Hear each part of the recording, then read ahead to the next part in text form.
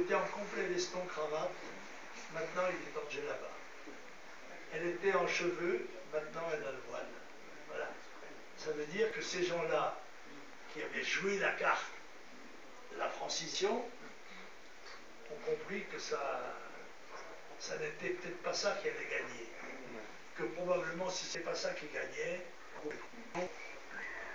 car là aussi, à force, malheur au peuple dont les chefs ont les mains molles. Malheur au peuple dont les chefs ont les mains molles.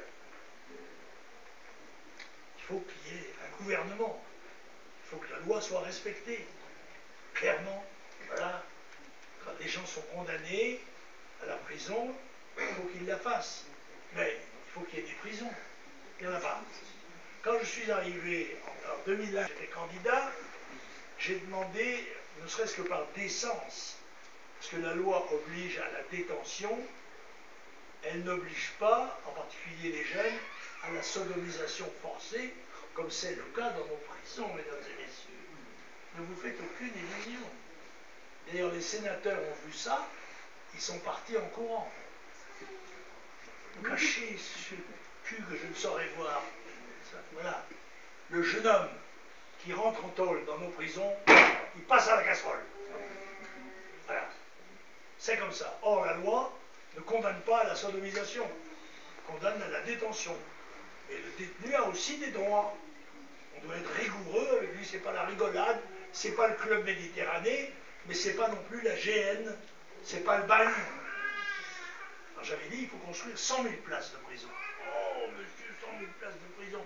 Mais la prison, déjà le discours de Taubira, c'est dépassé, ça. Et pas dépassé par quoi? Par le bracelet de quartier. Le petit bracelet, là, tout marche bien. Vous rigolez ou pas? Vous avez vu ce que sont certains fauves que l'on met en prison? Vous avez vu la gueule de certains d'entre eux?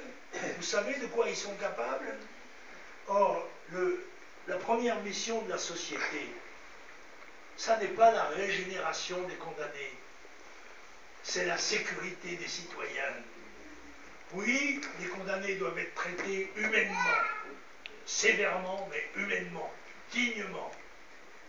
Mais on n'a pas besoin de savoir si leur grand-mère était alcoolique et si leur papa était pédophile, comme on le voit, chaque fois qu'il y a un procès, l'assassin, il faut qu'on sache d'où ça vient, comment on va faire et comment il va pouvoir être réintégré.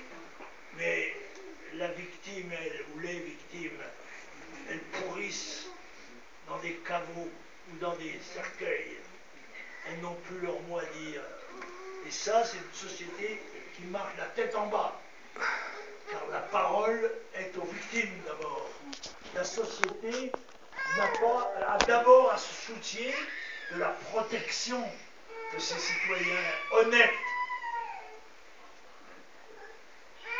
Savez-vous combien il y a de détenus de droit commun aux États-Unis? Pays 5 fois plus peuplé que nous, il y a 300 millions d'habitants.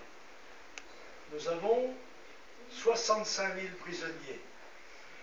Ils en ont 2 200 000. Oh, je vous accorde que la criminalité américaine, la nôtre à côté, c'est de la remplie de Sansonnet. Car moi j'ai eu la confidence du chef de la police de New York, parlant à ma personne, en disant que les bandes se battent à la mitrailleuse lourde. Les bandes. Et les bandes, c'est 150, 200 types. Avec voiture, moto, etc. Ils sont chauds, c'est bien. Mais quand vous êtes condamné, vous prenez, vous braquez une banque, ça vous avez 125 ans de prison. On peut vous faire des remises, hein. Pour des remises de 2 ans quand vous êtes sage, etc. Est-ce que là, nous savons bien, nous, qu'un type qui est condamné à 10 ans de prison, il sort au bout de 3 ans. Un type qui est condamné à perpétuité, il sort au bout de 15 ans. Parce qu'il a été sage. D'ailleurs, c'est les autres qui font la peine de mort. La peine de mort, ce sont souvent les détenus qui se l'appliquent. souvent pas toujours ceux qui la méritent d'ailleurs. Il y a, je sais pas, 90 suicides par an, je crois. Réussi, il n'y a pas des suicides de petites filles, des suicides vrais, gens qui se pendent dans leur maison. Moi, je ne dis pas qu'il ne faille rien faire sur le plan pénitentiaire. Moi, j'étais... Alors, c'est impossible de parler de ça. Évidemment qu'on ne va pas... Nous avons des prisons religieuses, construites à la manière des abbayes, parce que nous demandons aux condamnés le remords, la rédemption morale. Les Allemands, les Américains ne se posent pas ces questions-là. Ça, c'est l'affaire personnelle des détenus. Ils sont simplement hors d'état de nuire, hors d'état de voler, de violer, de tuer, de braquer. Et c'est pour ça qu'ils sont relativement plus efficaces que nous. Nous sommes en pleine déréliction.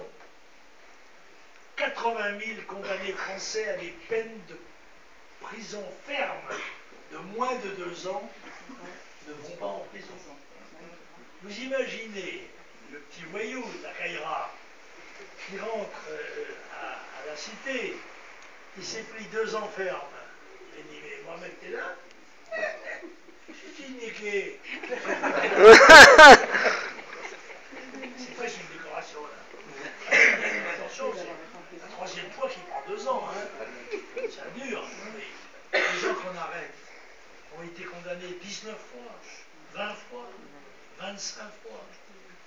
On est complètement désarmé en face des Roms. Oui. Alors les Roms, là, il va y avoir un gag.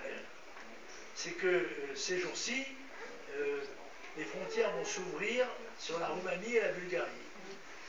Moi, j'ai été les voir en Roumanie. C'est un monde extraordinaire. Ce sont des pauvres, des gens très pauvres. Et je suis poursuivi pour avoir dit un jour, rapporter la confidence de l'un d'entre eux, qui m'avait dit, mais président, nous on est comme les oiseaux, on vole naturellement. Eh bien, je suis poursuivi, commissionnaire pour ça. Par le RIP, le BRAP, le CRAP, le FRIC, je ne sais pas. Des organisations spécialisées, subventionnées pour poursuivre les honnêtes gens qui ont le temps de se défendre. Alors, ce qui va être étonnant d'ailleurs, c'est que le phénomène de l'immigration rome, qui n'est pas dangereux pour nous, c'est urticant. C'est comme une plaque d'eczéma, quoi. Ah, mais c'est pas plus. L'autre immigration est beaucoup plus dangereuse. Mais c'est cette immigration de Rome qui va faire se rendre compte aux gens du phénomène de l'immigration. Parce qu'ils ont une propension à chier partout, à voler.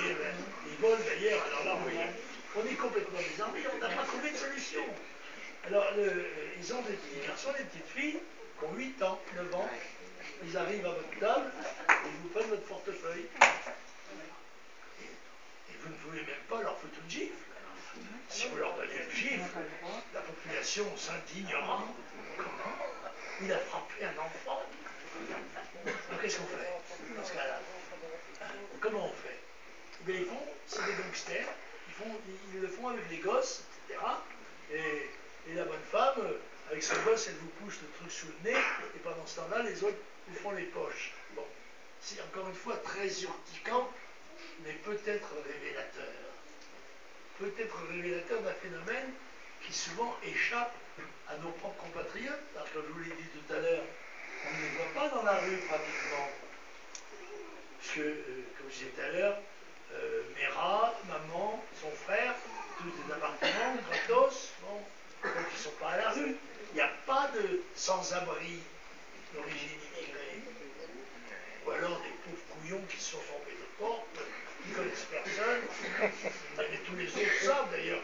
Il y a des organismes spécialisés qui leur expliquent comment ils peuvent toucher des pensions, envoyer de l'argent à l'étranger, même et surtout s'ils n'y ont pas droit, etc. Jusque à quand Catilina abutere patientia nostra? Jusque à quand va-t-on abuser votre patience. Car il y a un moment donné où la patience, c'est de la couillonnade. Pardon, mesdames, vous m'excuserez de parler brutalement. Mais à mon âge, ça se pardonne. C'est ça sur le compte du gâtisme. Voilà. Voilà ce que je voulais vous dire en ami, en camarade, en français, inquiet et plein d'espoir quand même.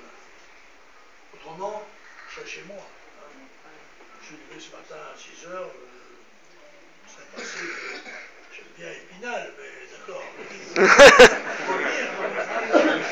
dire qu'il faut en repartir.